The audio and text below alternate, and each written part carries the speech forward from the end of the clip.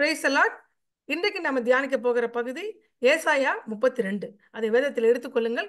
இதுல முக்கியமாக ஏசாயா தீர்க்கதரிசி புஸ்தகத்தின் மூலமாக இயேசு கிறிஸ்துவோட வாழ்க்கை முழுமையாகவே இந்த அதிகாரத்தில் அவர் தீர்க்க தரிசனமாக உரைத்திருப்பதை பார்க்க முடிகிறது. ஸோ இன்றைக்கு நம்ம வருகிற வாரத்திலே நம்ம புனித வெள்ளி என்று சொல்லியும் இயேசுடைய உயிர் தெழுந்த நாள் என்று சொல்லியும் சபைக்கு சென்று நாம் அங்கே அநேக காரியங்களை தியானிக்க இருக்கிறோம். இயேசு நமக்காக செய்த காரியத்தினால நம்ம எப்படியெல்லாம் கிறிஸ்துவர்களாக இயேசு ஏற்றுக்கொண்டோம் என்பதை கூட தியானம் அதிகமாக இருக்க போகிறது. அந்த தியானத்திற்கெல்லாம் அடிப்படையாக இந்த ஏசாயா 32ஆம் அதிகாரம் இருப்பதை பார்க்கும்போது மிக ஆச்சரியமாக இருக்கிறது. ஆகவே இந்த ஏசாயா 32ஆம் அதிகாரத்தை நம்ம இன்றைக்கு தியானிக்க போகிறேன். அதற்காக நான் ஸ்கிரீனை ஷேர் பண்றேன். அது உங்களுக்கு பிரயோஜனமாக இருக்கும் என்று நான் நம்புகிறேன். ஸ்கிரீனை ஷேர் பண்றேன்.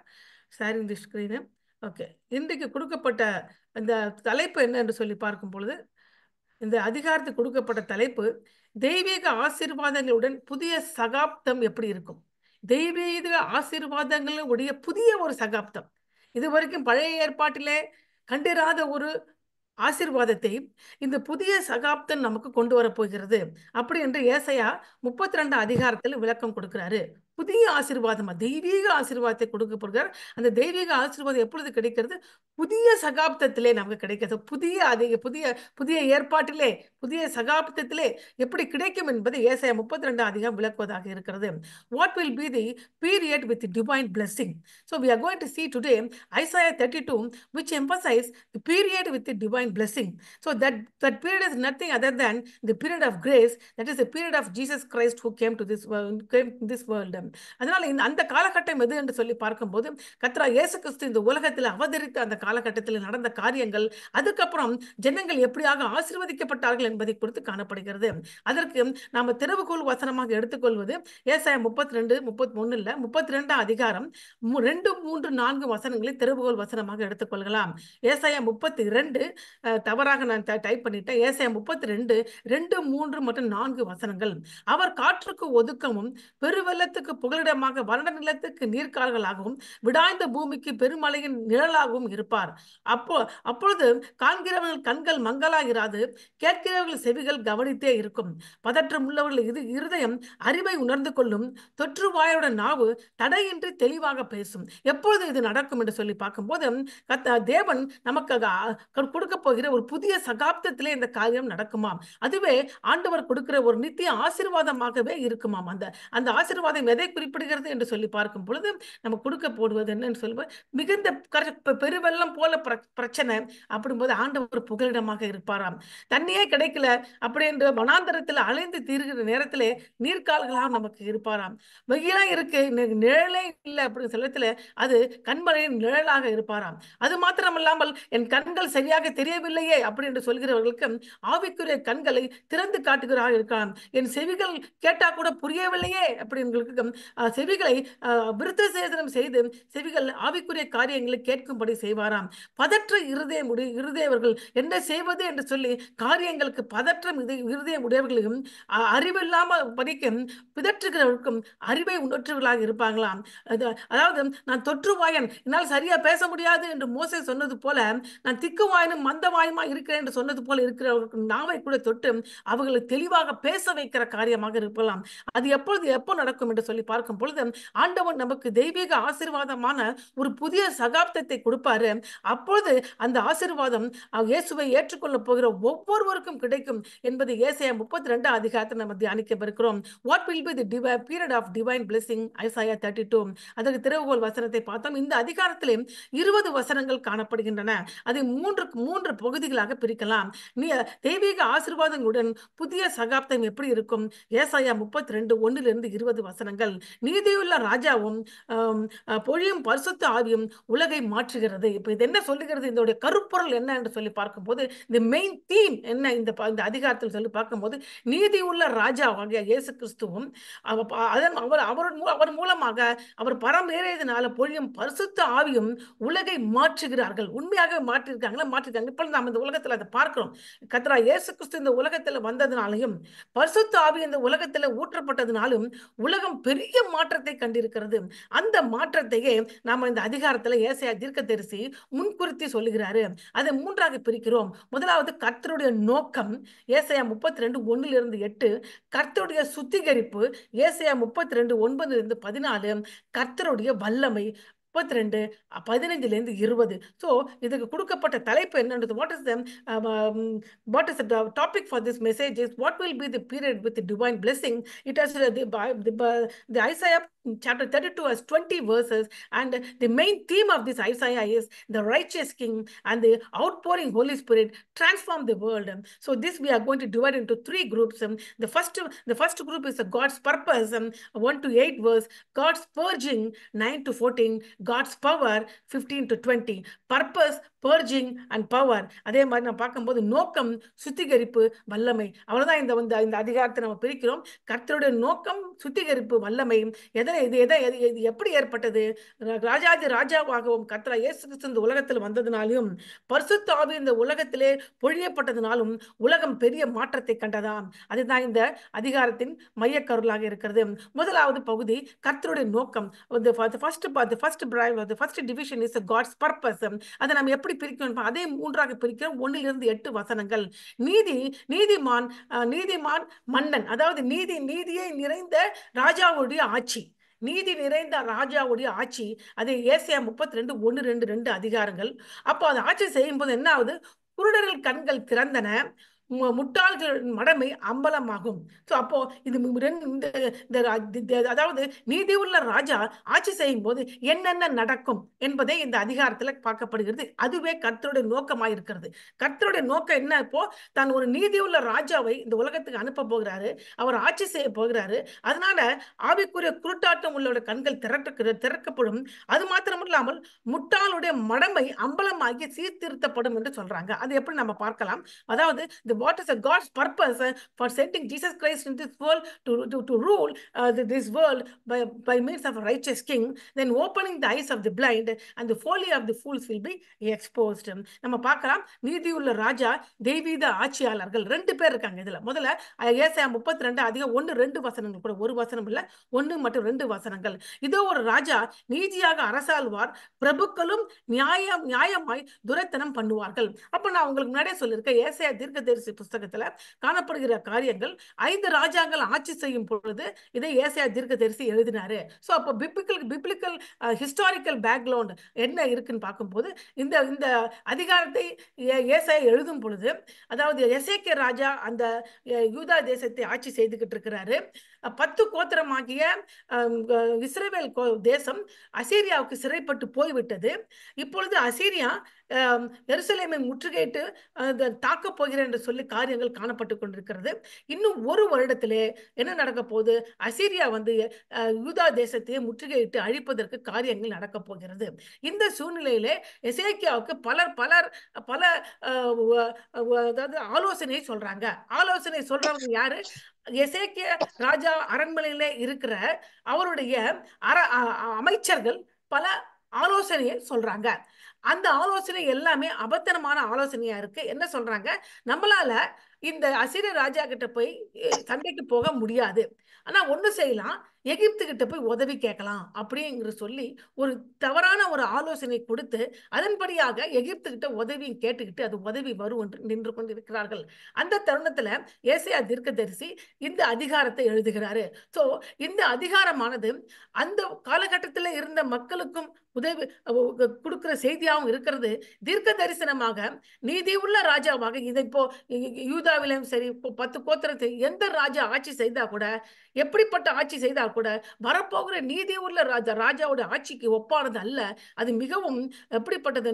திவ்யமான ஆட்சி, நீதி உள்ள ஆட்சியாக இருக்கும் என்பதை விளக்குவதற்காக ஏசாயா 32 அவர் எழுதுகிறாரு. அப்போ இந்த அதிகாரத்தை வாசிக்கிறவங்க இப்படி எல்லாம் நம்ம கஷ்டம் எல்லாம் போயிடுமா, நம்ம இவ்வளவு கஷ்டப்பட்டுட்டு இருக்கிறோமே, இவ்வளவு எதிராளி வந்துட்டான், நமக்கு என்ன ஆக போகுதுன்னு தெரியல, அவன் போன இடமெல்லாம் எல்லாரையும் அவன் கைப்பற்றி விட்டான், நம்மளை கைப்பற்றிட்டான், நம்ம குழந்தை குட்டி எல்லாம் செத்துரும், நம்ம எல்லாம் சிறைப்பட்டு போயிடுவோம், நம்முடைய வீடெல்லாம் உடைக்கப்பட்டு விடும், நம்ம எத்தனை பேர் உயிரோடு இருப்பாங்க கூட தெரியாது, நம்முடைய ஆட்சி மாறி போய்விடும், நம்முடைய எல்லாமே முடிவு பெற்று விடும் அப்படி என்று சொல்லி ஒரு பயத்துல ஜனங்க இருந்துகிட்டு இருக்கிறாங்க. அவர்களை நோக்கி இந்த செய்தியை அவர் சொல்றாரு. இந்த காலகட்டத்தில் கூட இப்படி நம்ம சூழ்நிலையில நம்ம விசுவாசிகள் நம்ம கடந்து போகிறோம். அடுத்து என்ன நடக்குது என் வாழ்க்கையில தெரியலையே. நான் கடந்து போகிறேன். என் பிள்ளைகளுக்கு என்ன ஆகும்? என் கணவர் என்ன ஆகும்? என் எதிர்கால வாழ்க்கைக்கு நான் என்ன செய்வேன்? எனக்கு இந்த ரிட்டயர்மென்ட்க்கு அப்புறம் நமக்கு என்ன செய்ய போகிறோம்? நம்மகிட்ட காசு இருக்குமா? நம்ம எப்படி பிள்ளைகளை நடத்த போகிறோம்? அப்படி என்று சொல்லி பல விதத்தில் நம்ம துக்கம் கொள்கிறோம், வேதனைப்படுகிறோம். அதுவும் இல்லாம நம்மளை சுற்றி இருக்கிற அநேகர் நம்மளை ஏமாற்றுகிறவர்களாக இருக்கிறாங்க. நீதியே கிடையாது. நியாயம் இல்லாமல் நம்மளை அவதூறுகளும் அநியாயம் செய்யறாங்க. அந்த டயத்துல நம்ம கலங்குகிற நேரங்களாக இருக்கும். அந்த டயத்துல நம்ம இருக்கிற டயத்துல இந்த ஏசாயா 32 நம்ம தியானிக்க போகிறோம். அது எப்படிப்பட்ட காரியத்தை நம்ம கொடுக்க போகிறது என்பதை பார்க்க போகிறோம். அதற்காக தான் ஏசாயா 32 அதிகாரம் 1 மற்றும் 2 வசனத்தை நான் வாசிக்கிறேன். இதோ ஒரு ராஜா நீதியாக அரசாள்வார், பிரபுக்களும் நியாயமாக துரைத்தனம் பண்ணுவார்கள். இப்பொழுது எசேக்கியா ராஜாவுக்கு ஆலோசனை சொல்லுகிற பிரபுக்கள் தவறான ஆலோசனை சொல்றாங்க. ஆனா ஒரு நீதி உள்ள ராஜா ஒருத்தர் ஆட்சி செய்ய போகிறாரு. அவர் பிரபுக்கள் கூட துரைத்தனம் பண்ண மாட்டாங்க, நியாயமா இருப்பாங்களா? அவர் காற்றுக்கு ஒதுக்கமும் பெருவெள்ளத்துக்கு புகலிடமும் வறண்ட நிலத்திற்கு நீர்க்கால்களாகவும் விடாய்த்த பூமிக்கு பெருங்கன் மலையின் நிழலாகவும் இருப்பார். யார் அவரு? அவர் நீதியுள்ள ராஜா. அவர் ஆட்சி செய்யும் பொழுது திவ்ய இந்த ஆசீர்வாதம் தங்குமாம். அது நம்ம எப்பொழுது நம்ம பார்க்க அது இந்த காரியம் இயேசு கிறிஸ்து எப்படி நிறைவேற்றான்னு பார்க்கணும். முதல்ல ஹிஸ்டாரிக்கல் பேக்ரவுண்ட் நான் சொல்லிட்டேன். அதாவது வரலாற்று பின்பகுதி என்ன? எசேக்கியா ராஜா இருந்தாரு, பிரபுக்கள் இருந்தாங்க, என்ன சூழ்நிலை, என்ன பிரச்சனை, அந்த பிரச்சனைக்கு யார்கிட்ட போய் உதவி கேட்கறாங்க, அது எவ்வளவு தவறானது என்பதை விளக்கிவிட்டு இந்த காரியம் எப்படி ஒரு நீதி உள்ள ராஜாவாக இயேசு கிறிஸ்துவோட வாழ்க்கையிலும் எப்படி தீர்க்க தரிசனமாக நிறைவேற்று என்பதை பார்க்கலாம். முதலாவது இந்த நீதி உள்ள ராஜா யாரு? இயேசு கிறிஸ்து. ஏனென்றால் யோவான் 18 அதிகாரம் 36 வசனத்துல இயேசு கிறிஸ்துவை அப்படியாக விசாரிக்கிற நேரத்தில் அவர் சிலுவையில் அறைவதற்கு முன்பாக அவரை விசாரிக்கிறாங்க. நீ இந்த உலகத்தின் ராஜ்யத்திற்கு ஆட்சி செய்ய வந்தாயா என்று. அப்பொழுது யோவான் 18 அதிகாரம் 36 வசனத்தை இயேசு கிறிஸ்து சொல்றாரு, என் ராஜ்யம் இந்த உலகத்திற்குரியது அல்ல, இந்த உலகத்திற்கு அல்லாத ராஜ்யத்திற்கு இயேசு ராஜாவாக இருக்கிறாரு. அப்போ அங்க நம்ம சொன்ன பிரபுக்கள் என்று சொன்ன இல்லையா, பிரபுக்கள் யார் என்று சொல்லி பார்க்கும்போது இயேசு கிறிஸ்துவை விசுவாசித்து அவருடைய ஊழியத்தை நடத்துகிற ஒவ்வொருவரும் நாம் இயேசு கிறிஸ்துவோட பிரபுக்களாக இருக்கிறோம். நாம் ராஜ்யத்துக்குடைய வேலையில் அவரோடு பங்கு பெறுவர்களாக இருக்கிறோம் என்று ரோமர் 8:17 சொல்லுகிறது. அப்போ இந்த ராஜ்யத்தில் இருக்கிறவர்களுக்கு எப்படிப்பட்ட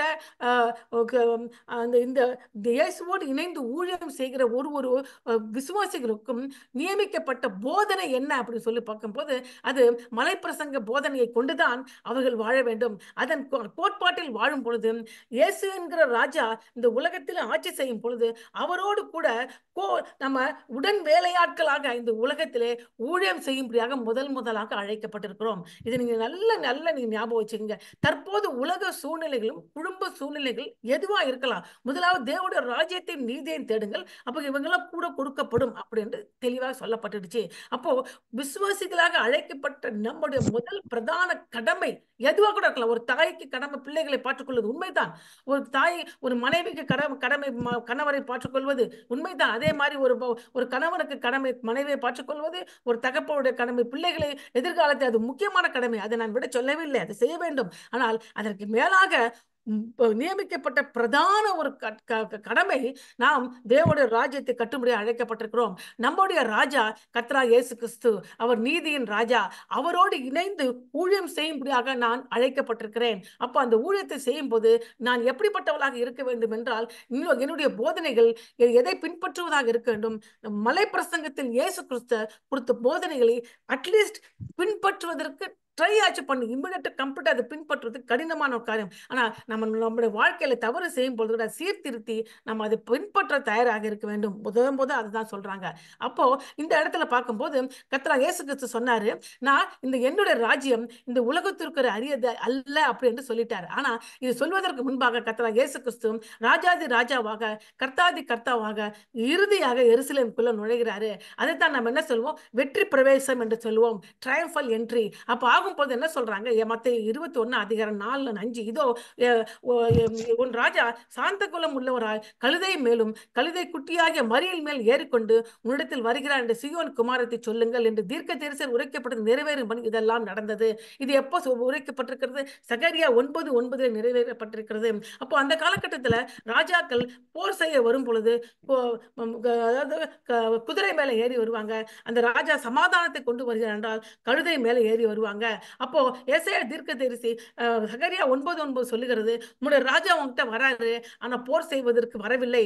அவர் நீங்க நினைக்கிற மாதிரி ரோம ராஜ்யத்திலிருந்து உங்களுக்கு விடுதலை கொடுக்க வரவில்லை. ஆனால் அவர் பாவத்திற்கும் மரணத்திற்கு எதிராக ஜெயம் எடுக்கும்படியாக, உங்களுக்கு சமாதானத்தை கொடுக்கும்படியாக, ரட்சிப்பை கொடுக்கும்படியாக கழுதை மேலும் கழுதை குட்டியின் மேலும் ஏறி வருகிறாராக இருக்கிறார். அப்போ இன்னொரு சந்தேகம் இந்த வசனத்தில் ஏற்படுகிறது. கழுதை இருக்கு, என்னென்ன வசனம் போட்டு கழுதை இருக்கு, கழுதை குட்டி ரெண்டுமே இருக்கு. அப்ப இயேசு கிறிஸ்து எதன் மேல ஏறினாரு? ஏன் ரெண்டும் கொண்டு வராங்க? இப்படி அநேக கேள்விகள் அநேகர் கேட்கிறாங்க. அந்த கேள்விக்கான பதிலை நான் சொல்ல விரும்புகிறேன். இயேசு கிறிஸ்து பெத்பத்தாக்கு வந்த உடனே தன்னுடைய 2 சீஷர்களை அனுப்பி நீ இயேசு கிறிஸ்து அனுப்பி, அதாவது நீ முன்பாக கடந்து போய் அந்த அந்த வெட்பதாக இருக்கிற இடத்துல நீ போகும்போது அந்த 2 கழுதை ஒரு குட்டியும் கட்டப்பட்டிருக்கும், அதை கயட்டி கொண்டு என்கிட்ட கொண்டு வாங்க. ஏன் கொண்டு போறீங்கன்னா கர்த்தருக்கு வேண்டும் என்று சொல்லுங்க அப்படிங்கிற அதே மாதிரி சீஷர்கள் செய்யறாங்க. அப்போ இயேசு கிறிஸ்து அந்த கழுதை குட்டி மேலதான் ஏறினாலும் கழுதை மேல ஏறவில்லை. ஏன் கழுதை குட்டி சேர்த்து கூட்டு வந்தாங்க அப்படின்னா, அந்த கழுதை குட்டி மேல இயேசு கிறிஸ்து ஏறி போகும்போது பெரிய ஆரவாரம் இருக்க போகுது, பெரிய பவனி இருக்க போகிறது. அப்போ அந்த ஏதுமறியாத அந்த சின்ன கழுதை குட்டி பயந்து விடும். அதை அடக்குவதற்காகவும் அதை சமாதானப்படுத்துவதற்காகவும் அது தாயையும் அதோடு கூட அழைச்சிட்டு வராங்க. அப்படியாக அவன் அழைத்து கொண்டு வரும் பொழுது ஜனங்கள் என்ன பண்றாங்க? வஸ்திரங்களை இயேசுவின் பாதையில விரிக்கிறாங்க. ஏன் வஸ்திரத்தை விரிக்கிறாங்க அப்படின்னு கேட்கிறாங்க. ஏனென்றால் அவர் இயேசுவை ராஜாவாக ஏற்றுக்கொள்கிறோம், அவர்களுக்கு கீழ்ப்படுகிறோம் என்று அடையாளப்படுத்துவதற்காக ஜனங்கள் தங்கள் வஸ்திரத்தையும் பாதையிலே விரித்தார்கள். அது மாத்திரமல்ல, குருத்தோலையை அந்த மரத்திலிருந்து வெட்டி பாதையிலே விரிச்சாங்க. குருத்தோலை எதை குறிப்பிடுகிறது? குருத்தோலை இந்த ஜூவிஷ் நேஷனலிசம், அதாவது யூத தேசியவாதத்தையும் யூத தேசத்தை குறிப்பிடுகிறது.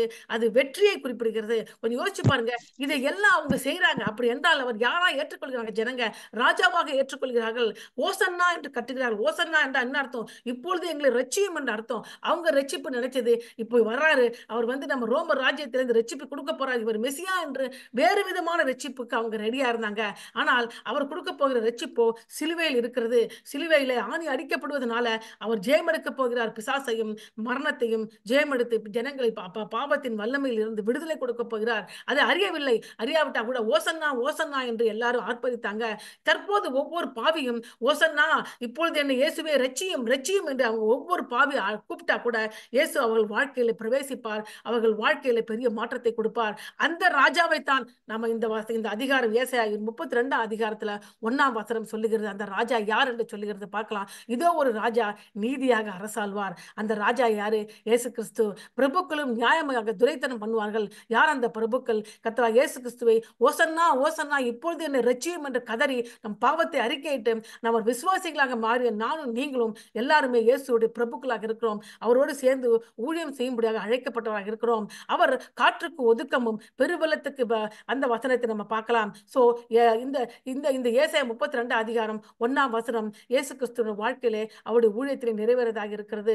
அப்போ சோர்ந்து போகிறவருக்கு, அப்படியாக சோர்ந்து போகிற என்ன செய்வார்? அவர் மறைவிடமாக இருப்பாராம், நீர்க்கால்களாக இருப்பாராம், பெருமலைகளின் நிழலாக இருப்பாராம். அவருடைய பிரசன்னம் மற்றும் ஆட்சியின் மூலம் சோர்ந்து போனவர்களுக்கும் ஆழ்ந்த ஆவிக்குள்ளே இளைப்பாறுதலை வழங்குவாராம். என்ன செய்ய போறார் இப்ப அவர் ராஜா ஆட்சி செஞ்சுட்டார். அவர் ராஜா உள்ள வந்துட்டார். அவர் நமக்கு என்ன செய்வாரு? ஒரு ராஜா உலகத்தில் ஆட்சி செய்யும் போது தன்னுடைய ஜனங்கள் நல்லா இருக்கணும், அவங்களுக்கு சாப்பாடு கிடைக்கணும், அவங்களுக்கு எதிராளி அவங்களை தாக்கக்கூடாது, அவங்க நாங்க தான் அதுதான் ராஜாவுடைய கடமை இல்லையா? அதே மாதிரி எந்த இயேசு ராஜாவோட கடமை என்ன தெரியுமா? நமக்கு மறைவிடமாக இருப்பார், தங்குமிடமாக இருப்பார், குழப்பத்தில் நமக்கு பாதுகாப்பை கொடுப்பாரு. ஆத்மாவுக்கு நீர்க்கால்கள் ஓரத்திலே, நீர்க்கால்கள் அப்படி என்று சொன்னா ஆத்மாவுக்கு புத்துணர்ச்சி கொடுப்பாரு. நிழல் என்று சொல்லி போகும்போது கஷ்டத்தில் இளைப்பாறுதல் நிச்சயமாக கொடுப்பார். உங்களுக்கு இந்த காலகட்டத்தில் வேதனை உங்களுக்கு சூழ்ந்திருக்கலாம். அப்பொழுது நீங்க வாக்குத்தத்தமாகவும் நீங்க ஜெபிக்கும் பொழுது, ஆண்டவரே நீர் காற்றுக்கு ஒதுக்கமும் பெருவெள்ளத்துக்கு புகலிடமும் வறண்ட நிலத்துக்கு நீர்க்கால்களாகவும் விடாந்த பூமிக்கு பெருக்களின் நிழலாய் இருப்பார் அப்படின்னா அதுதான் அவரோட ஆட்சி செய்கிறவர். நம்முடைய வாழ்க்கையிலே இயேசு இப்படிதான் ஆட்சி செய்து கொண்டிருக்கிறார். நம்ம காற்று அடிக்கும் போது நமக்கு ஒதுக்கமாக இருக்கிறார். பெருவெள்ளம் போல பிரச்சனை வரும்போது புகலிடமாக இருக்கிறார். வறண்ட நிலத்திற்கு பரிசுத்த ஆவியின் மூலமாக நீர்க்கால்களாக இருக்கிறார். விடாய்ந்த பூமியிலே பெருமழையின் கண் நிழலாகவும் நமக்கு இருக்கிறாரு. எப்பொழுது எந்த மாதிரி சூழ்நிலையும் நீ கர்த்தரை அழைக்கும் போது அந்த ராஜாவாக நிச்சயமாக உங்களுக்கு உதவி செய்வாரு. ஏனென்றால் நம்மளாம் எப்படி அவரை அழைக்கிறோம்? ஓசன்னா ஓசன்னா இப்பொழுது எங்களை ரட்சியும், இப்பொழுது எங்களை ரட்சியும் என்று சொல்லி நம்ம அழைக்கும் பொழுது நிச்சயமாக உங்களை குழப்பத்திலிருந்தும் உங்களை பாதுகாப்பாரு. உங்களுடைய ஆத்மாவுக்கு புத்துணர்ச்சி கொடுப்பாரு. கஷ்டத்தின் நிச்சயமாக இளைப்பாறுதல் கொடுப்பாரு.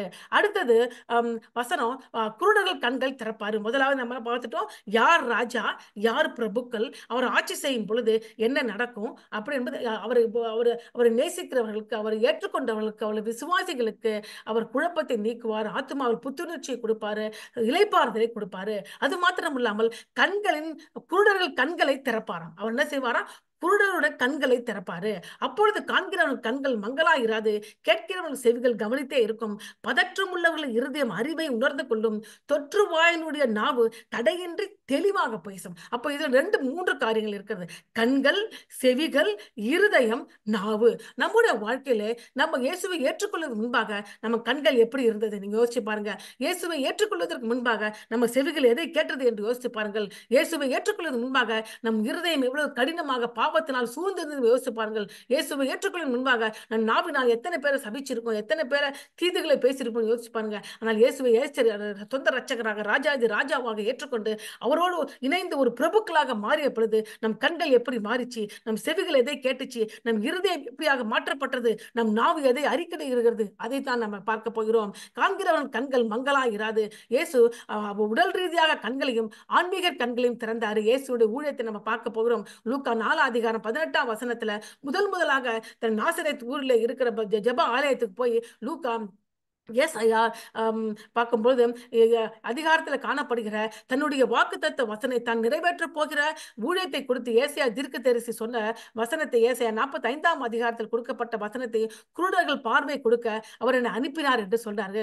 குருடர்கள் பார்வை அடையவர்களும் அப்ப கட்டுண்டவர்கள் விடுதலை கொடுக்கவும் நான் அனுப்பப்பட்டேன் என்கிற அந்த ஏசாயா 45 அதிகாரத்தில் இருக்கிற வசனத்தை எடுத்து வாசித்து இதன் மூலமாக இந்த ஊழியத்தை நான் நிறைவேற்றினேன் அப்படி சொல்றாரு. யோவான் 9 அதிகாரத்துல இயேசு பிறவி குருடன கண்களை குணமாக்குகிறாரு.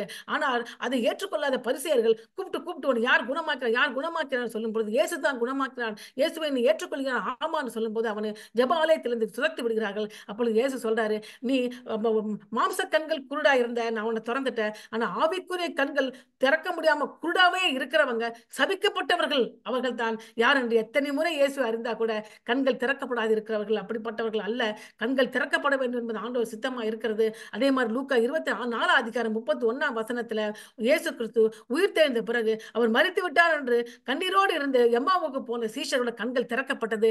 இயேசுவே இருக்கிறார், உயிர் தெழுந்து விட்டார், கண்கள் காணப்பட்டது. அதே மாதிரிதான் நம்முடைய கண்களை ஆண்டவர் என்ன செய்கிறாரு? திறந்திருக்கிறாரு. ஆவிக்குரிய கண்கள் திறக்கப்பட்டது, குருட்டான கண்கள் திறந்திருக்கிறாரு. அதனால நீங்க குருட்டாட்டமா இல்ல. நமக்கு வாழ்க்கையில பிரச்சனைகளை சந்திக்கிற நேரத்துல ஆவிக்குரிய கண்கள் திறந்து காட்டி இந்த பிரச்சனைக்கு காரணம் என்ன, இந்த பிரச்சனை வெளியே வர்றது எப்படி, எந்த வசனத்தை கொண்டு நீங்க தியானிக்கும் பொழுது, நீங்க அறிக்கையிடும் போது இந்த பிரச்சனை என்ன வரலாம். அது மாத்திரம் இல்லாமல் வேதத்தை எடுத்து வாசிக்கும் போது எனக்கு புரியவில்லையே என்று சொல்ல காரியத்தை ஆண்டவர் ஆவிக்குரிய கண்களை திறந்து காட்டும் நமக்கு போதிக்கிறவர் இருக்கிறாரு. அடுத்தது காதுகளை கொடுத்து காட்டுகிறார். கேட்கிறவர்கள் செவிகள் கவனித்தே இருக்கும். மத்தேயு 13 அதிகாரம் 9 வசனத்தில் கேட்கிறதுக்கு காதுள்ளவன் கேட்க கடவன் என்று இயேசு கிறிஸ்து உவமையை சொன்ன பிறகு சொல்றாரு. அவர் இனி உவமையின் மூலமா தான் பேசுறாரு.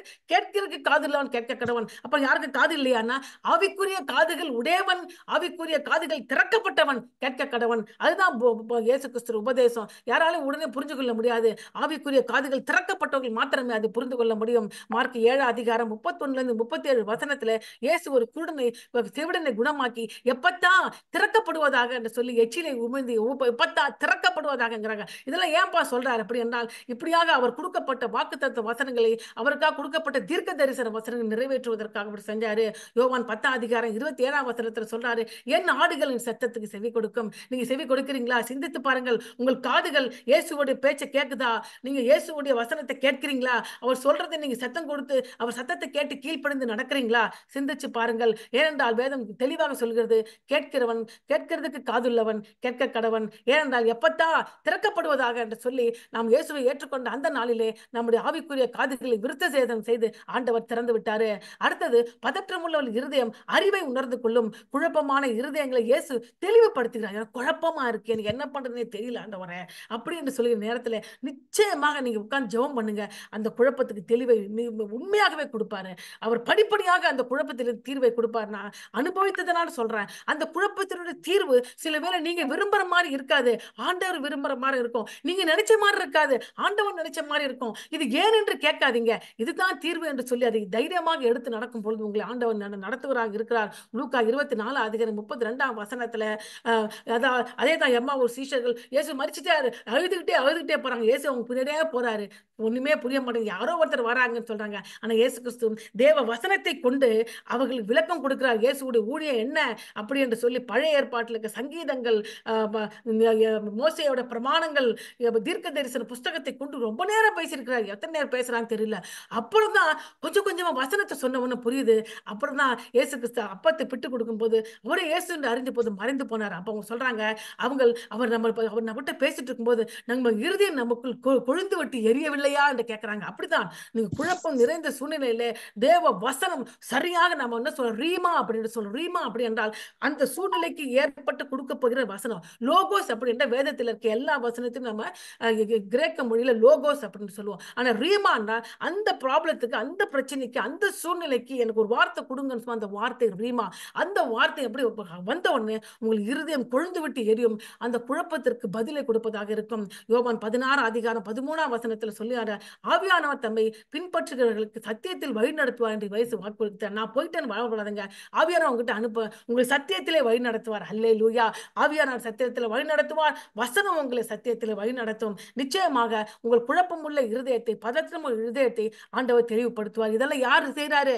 நீங்கள் கர்த்தராகிய இயேசு கிறிஸ்துவை ராஜாவாக ஏற்றுக்கொள்ளும் போதுதான் நடக்கும். இல்லைன்னா கண்ணு திறக்கப்படாது, காது கேட்கப்படாது, இருதயம் மந்தமா தான் இருக்கும். அது நீங்க சிந்தித்து பாருங்கள். உங்கள் கண்ணு எப்படி இருக்கு, காது எப்படி இருக்கு, இருதயம் எப்படி இருக்கு. அடுத்தது நாவு, தேற்று வாயோட நாவு தடையின்றி தெளிவாக பேசும். தைரியமாக சாட்சி கொடுப்பதற்காக இயேசு நாவுகளை அவிழ்த்து விடுவார். யோசிச்சு பண்ண முன்னாடி இப்படியே பேசியிருக்கோமா? இப்ப வசனத்தை சொன்னா அவ்வளவு நேரம் பேசணும். யார் பேச சொல்லி கொடுத்தது? யார் பண்ணது? இயேசு கிறிஸ்து நாவை அவிழ்த்து போட்டார். அல்லேலூயா. மார்க் 7:35 ஊமையன் குணப்படுத்த பின்பு தெளிவாக பேசினார். ஆண்டவர் நம்மள யோசிச்சு பாருங்க. நம்ம இயேசு கிறிஸ்து வாழ்க்கையில பார்க்கும்போது அநேக அற்புதங்களை செய்தாரு. கண்ணை திறக்கிறாரு. அங்க ஆவிக்குரிய அப்புறம் என்ன அர்த்தம்? நான் சரீர பிரகாரம் கண்ணையும் திறப்பேன், ஆவிக்குரிய பிரகாரம் கண்ணையும் திறப்பேன். காதை கேட்காதவன் காக்கு எப்பத்தா திறக்கப்படுவதாங்கிறாரு. அது கேட்கப்படாத காதையும் திறப்பேன், ஆவிக்குரிய காதையும் திறப்பேன். அதே மாதிரி பேசக்கூடாத ஊமைகளை பேச வைக்கிறாரு. நாவில எச்சில் உமிழ்ந்து அதுல பேச வைக்கிறாரு. அப்போ அவர் தெளிவாக பேசுகிறார். அப்படி பேசுற எதை குறிக்கிறது? ஆவிக்குரிய விதமாக நீங்க தெளிவா பேச போறீங்க குறிப்பிடுது. அப்போ அது எப்படி நடந்தது? அப்போஸ்தலர் 2:4 பெந்தெகோஸ்தே நாள்ல பரிசுத்த ஆவியார் அப்படியாக பொழிந்தார். பொழிந்த உடனேயே பேதுரு எழுந்து அப்படி பேசுறாரு. கேட்கிறவன், இவன் எப்படிப்பா அப்படி பேசுறான்? இவன் படிப்பறிவு இல்லாத மீனவன் ஆயிடுச்சே, இவன் எப்படி பேசுறான்? அப்படிதான் நம்மளை பார்த்து எல்லாரும் ஆச்சரியப்படுங்க. எப்படி இப்படி பேசுறாங்க? எங்களுக்கு யார் சொல்லி கொடுத்தது? ஆவியார் சொல்லி கொடுப்பாரு. நாவுகள் நம் கட்டை அவிழ்த்து எப்பொழுது நீங்க அந்த கர்த்தராகிய இயேசு கிறிஸ்துவை ராஜாவாக ஏற்றுக்கொள்ளும் பொழுது, தேவனுடைய ராஜ்யத்திலே பிரவேசிக்கும் பொழுது அது நடக்கும். அவருடைய ராஜ்யம் இந்த உலகத்திற்குரிய ராஜ்யம் அல்ல. அவருடைய ராஜ்யம் தேவனுடைய ராஜ்யம். கர்த்தராகிய இயேசு கிறிஸ்து சொந்த இரட்சகராக ஏற்றுக்கொண்ட ஒவ்வொருவரும் உடனடியாக தேவனுடைய ராஜ்யத்திற்குள் பிரவேசிக்கிறீர்கள். அந்த தேவனுடைய ராஜ்யத்திலே உங்களுடைய ராஜா கர்த்தராகிய இயேசு கிறிஸ்து. அந்த ராஜ்யத்திலே கீழ்ப்படிய வேண்டிய கோட்பாடு, மலை பிரசங்கத்திலே கொடுக்கப்பட்ட சட்டத்திட்டங்கள் அந்த ராஜ்யத்திலே கீழ்ப்படிய வேண்டும். அந்த ராஜ்யத்தின் நிறைவு எப்போது ஏற்படும்? கர்த்தராகிய இயேசு கிறிஸ்து ரகசிய வருகையிலே நாம் அவருடைய வருகையில் எடுத்துக்கொள்ளப்பட்டு அவர் சமூகத்திலே சென்று அடையும் பொழுது நித்திய ஜீவனை பெற்றுக்கொண்டவராக அந்த ராஜ்யத்தின் முழிவு பெறுகிறது. ஆனா தற்போது நீங்கள் நாங்கள் எங்க இருக்கிறோம்? இந்த உலகத்தில் இருந்தா கூட நம்ம தேவனுடைய ராஜ்யத்தில் இருக்கிறோம். நம்முடைய ராஜா இயேசு கிறிஸ்து. அல்லேலூயா. அந்த ராஜா நம்ம எப்படி நடத்துறார் பாருங்க. அருமையாக நடத்துகிற தேவன், பிரச்சனைகள் தீர்வு கொடுக்கிற தேவன், அவர் கிரியையில் நடத்துகிற தேவனா இருக்கிறார். அது மாத்திரம் என்ன, முட்டாள்களின் மடமை அம்பலமாகுமாம். ஏசாயா 32:5-8 இந்த இந்த 3 வசனத்துல 3 பேரை குறிப்பிடுகிறாங்க. மூடன், அதாவது முட்டாள். லோபி அப்படின்னா ஸ்கிரவுண்டல், அதாவது லோபி அப்படின்னு சொல்றாங்க, அதாவது கள்ளன். லோபின்னா கள்ளன். முதல்ல முட்டாள், லோபி என்றால் கள்ளன், முட்டாளு, கள்ளன், அப்புறம் தயால குணம் உள்ளவன். 3 பேரை பத்தி சொல்றாங்க. இந்த இடத்துல 3 பேரை பத்தி சொல்றாங்க. இது என்ன நம்ம பார்க்கலாம். ஏனென்றால் முட்டாள் மூடத்தனத்தை பேசுகிறான், அவன் இருதயம் அநியாயத்தை நடப்பிக்கும், அவன் மாயம் பண்ணி கர்த்தருக்கு விரோதமாக விபரீதம் பேசி பசியெல்லாம் ஆத்துமாவை வெறுமையாக வைத்து தாகம் உள்ளவனுக்கு தாகம் தீர்க்காது இருக்கிறான். இது யாரு? முட்டாள். நீங்க நினைக்கிறான் முட்டாள்னா இங்கிலீஷ் பைபிள்ல போட்டு புத்தி இல்லாதவன் என்று. ஆனா இங்கே சொல்லுகிற முட்டாள் அப்படிப்பட்டவன் அல்ல. அவன் மிகுந்த புத்தி உள்ளவனா இருப்பான், ரொம்ப அட்ராக்டிவா இருப்பான், பார்க்கறதுக்கு பிரில்லியண்டா இருப்பான். ஆனா அவன் எதை சார்ந்திருப்பான்? தன்னுடைய வல்லமை மாத்திரமே சார்ந்து இருக்கிறவனாக இருக்கிறான். அவன் தான் முட்டாளு. தேவனுடைய வல்லமை சார்ந்து கொள்ளாமல் நான் என்று சொல்லி, என்னுடைய வல்லமை என்று சொல்லி, என்னால் தான் முடியும் என்று சொல்லி தன்னையே சார்ந்திருக்கிற ஒவ்வொருவரும் முட்டாளா இருக்கிறார்கள் அப்படின்னு வேதம் சொல்லுகிறது. அவங்க என்ன செய்வாங்களா? ஜனங்க கிட்ட மாயம் பண்ணுவார்கள். தனக்கு காரியம் நடக்கணும், தன்னோட வல்லமை வெளிப்படுது, தான் தான் பெஸ்ட் அப்படின்னு சொன்னா மாத்திரம்தான் ஹெல்ப் பண்ணுவாங்க. தான் இல்ல, தான் வேஸ்ட் அப்படின்னு தள்ளிட்டாங்கன்னா மாயம் பண்ணுவாங்க, விபரீதமா பேசுவாங்க, ஹெல்ப் பண்ணாம நம்ம வெறுமையா வைத்து தாகம் தீர்க்காம தள்ளி விட்டுருவாங்க. அவங்க யாரு? முட்டாளு. அடுத்தது லோபி. லோபினா கள்ளன். தனக்கும் பொல்லாதானவைகள் ஏழைகள் நியாயம் பேசும்போது அவன் கள்ள வார்த்தைகள் எளியவர்களை கெடுக்கும்படி தீவனையை யோசிப்பான். இவங்களை எப்படி கீழே தள்ளுறது, இவங்களை நல்லபடியமா பேசிக்கிட்டே போயிட்டு ஆமா நான் தான் பெஸ்ட் தான், சூப்பர் தான், சூப்பர் தான், நான் பண்ணிக்கிட்டு தான் இருக்கிறேன், இதுதான் உங்களுக்கு தான் பண்றேன்னு சொல்லி பின்னாடியே இருந்து நம்மளுக்கு தீவனை செய்து கடைசியா பார்க்கும்போது எல்லாத்தையும் நமக்கு இருந்து புடிங்கிட்டு இருப்பாங்க. பார்க்கும்போது அவ்வளவு வேதனையா இருக்கும். ஐயோ இப்படி பேசுறாங்களே, நமக்கு சொல்லவே இல்லையே, இப்படி கள்ளனா இருந்துட்டாங்களே. இப்படி இருக்கிறவங்க தான். ஆனா தயாளம் உள்ளவன் தயாளமானவர்களை யோசிக்கிறான், தயாளமானவர்களை சிந்திக்கிறான். நம்மள தயாளம் உள்ளவன் ஆண்டு அழைக்கிறாரு, முட்டாள அழைக்கல. நம்மள கள்ளன். கல்லன்னா பின்னாடியே இருந்து கூடவே இருந்து குழி பறிக்கிறது, எல்லாம் தரேன்னு சொல்லிட்டு கடைசியில் திரும்பி பார்த்தா எல்லாத்தையும் பிடுங்கி விட்டுருவாங்க. நம்ம பார்த்தா ஐயோ நம்ம இருக்குன்னு நினைச்சிருப்போம், நம்ம கையில இருந்து பிடுங்கப்பட்டிருக்கோம். இப்ப நீங்க கவலைப்படாதீங்க, தயால குணம் உள்ளவர்களாக ஆண்டவர் மாட்டுகிறார் இருக்கிறார். நிச்சயமாக தயால குணமெல்லாம் இருக்கும்போது ஆண்டவர் உங்களை ஆசீர்வதிப்பார். முட்டாள் மத தலைவர்கள் பாசாங்கத்தனத்தையும் இயேசு அம்பலப்படுத்துகிறாரு. எப்படி பார்த்தா மத்தேயு 23 அதிகாரத்துல, வேத பாரகரே பரிசேயரே உங்களுக்கு ஐயோ ஐயோ, உங்ககிட்ட மாயை இருக்கு, பெருமை இருக்கு, ஆவிக்குரிய குருட்டுத்தனம் இருக்கு. அப்படிப்பட்டவங்களை பார்த்து நீங்க வருத்தப்படாதீங்க, இயேசு கிறிஸ்துவ ஐயோ சொல்லிட்டாரு, அவர் பார்த்து கொள்வார். அதுபுறம் கயவர்கள் லோபி அநீதியையும் பொய்களையும் ஆன்மீக ரீதியாக வன்கொடுமையையும் ஆண்டவர் எதிர்த்தாரு. லூக்கா 19 அதிகாரத்துல 45-46 வசனத்துல இயேசு கிறிஸ்து தேவ ஆலயத்துல பிரவேசித்து அங்க சாட்டையால அடித்து என்னுடைய பிதாவின் வீட்டை கல்லர் குகையாக்காதீங்கடா அப்படின்னு துரத்தி அந்த காசு விற்கிறவர்களுடைய மேஜையை தள்ளி புறா விற்கிறவர்கள் கூடுகளை தள்ளி போட்டார் வேதம் சொல்லுகிறது. அப்படிப்பட்ட தேவன் நம்முடைய தேவன். அதனால முட்டாளா உங்களை செய்யறாங்களா, கயவர்களா அவங்க கூட செயல்படுறாங்களா, கவலைப்படாதீங்க. தயால குணம் உள்ளவன், உண்மையான மேன்மை உள்ளவன், விசுவாசத்தையும் மனத்தாழ்மையும் நீதியையும் இயேசு மதிக்கிறவராக இருக்கிறார். நீங்க தயால குணம் உள்ளவனாக இருங்க. அவன் முட்டாளா இருக்கிறான், அவன் அந்த முட்டாள் நான் அவன் சொல்லிட்டேன், புத்தி இல்லாதவன் அல்ல, புத்தி ரொம்ப சூப்பரா இருக்கும், அட்ராக்டிவா பேசுவாங்க. ஆனா முட்டாளு அவன் என்ன பண்ணுவான்? தன்னுடைய வல்லமையை நம்பிக்கிட்டு அதைத்தான் சார்ந்து என்ன அவன்கிட்ட கேட்டா, நீங்க என்னுடைய வல்லமையில கட்டின, நான் இது பண்ண, நான் படிச்சேன், நான் எக்ஸ்பீரியன்ஸ், நான் இதை வீடு கட்டின, என்னுடைய வீடு, நான் என்று சொல்லி சாகர வரைக்கும் அவர்கள் முட்டாளாவே இருந்து முட்டாளாவே மரித்து போவார்கள். அவங்க பார்த்து நீங்க ஐயோ அவங்க இருப்பாங்கன்னு சொல்லி அவங்க நினைச்சுக்க பரிதாபப்படுங்கள். அவங்க முட்டாளை பார்த்து பரிதாபப்படுங்க. என்ன இந்த உலகத்துல சேர்த்து வச்ச சொத்து அவங்க கொண்டு போறது இல்ல. வந்தவன் நிர்வாணமா போறான். எத்தனை வாட்டி அந்த மரித்த இடத்துல வீட்டுல போய் பார்த்தா கூட அவங்களுக்கு புத்தி வராது. எத்தனை தான் பண்ணாலும், எத்தனை ஏமாத்தி சேர்த்து வச்சா கொண்டு போவதில்லை என்று அவங்களுக்கு புரியறதே இல்லை. கயவர்கள் இவங்கெல்லாம் பார்த்து நீங்க வருத்தப்படுறாங்க. கயவர்கள் பார்த்து என்ன சொன்னார்? இயேசு கிறிஸ்து சாட்டையால் அடிச்சு துரத்தினாரு. முட்டாள்களை பார்த்து ஐயோ என்று சொன்னார். இயேசு கிறிஸ்து ஐயோ சொன்னா அதனால வருகிற விளைவுகள் பயங்கரமா இருக்கும். ஆனா நம்மள என்ன அழைக்கிறாரு? தயால குலம் உள்ளவன், உண்மையாகவும் மென்மையாகவும் இருக்கிறான். விசுவாசத்தையும் மனத்தாழ்மையும் நீதியையும் இயேசு மதிக்கிறார். எப்படி சொல்றீங்க? 2 காசுகளை கொண்ட ஏழை விதவை வந்து 2 காசை போட்டா. இயேசு கிறிஸ்து இவள் தான் இருக்கிறதுல பெஸ்டா போட்டா. மிச்ச பேர் வந்து குடு குடு குடு குடு குடு குடு குடு எத்தனை காயினா போறாங்க. ஒரே சத்தம். அந்த சத்தத்துக்கு 11 உண்டியல் வச்சிருப்பாங்க. அந்த உண்டியல் வந்து மெட்டல்ல செஞ்சிருப்பாங்க. பெருசா இருக்கும். அது ஸ்திரீகள் இருக்கிற அந்த பகுதியில வச்சிருப்பாங்க. பெரிய பணக்காரங்க எல்லாரும் பார்க்கணும்னு சொல்லிட்டு காசை சில்லறையா கொண்டு அங்க போடுவாங்க. போடும்போது ரொம்ப சத்தம் கேட்டுச்சுன்னா எல்லாரும் பார்ப்பாங்க. பெரிய பணக்காரன்டா, இவ்வளோ காசு போட்டிருக்கான், பெரிய ஆளு, இவன் தான் சூப்பர் சூப்பர்னு கை தட்டிட்டு இருந்தாங்க. இயேசு கிறிஸ்துவும் அந்த இடத்துல போய் உட்காந்து சீஷரோட உட்கார்ந்தாங்க. ஒரு ஏழை விதவை வந்தா ரொம்ப கூனி குறுகி தலையை அப்படியே போயிட்டு 2 காயின், காப்பர் காயின் இருக்கிறதுல ரொம்ப டும் டும் அப்படிதான் இருந்துச்சு. சத்தமே கேட்கல, யாரும் கண்டுக்கல. ரொம்ப ஏவலமா பார்த்தாங்க.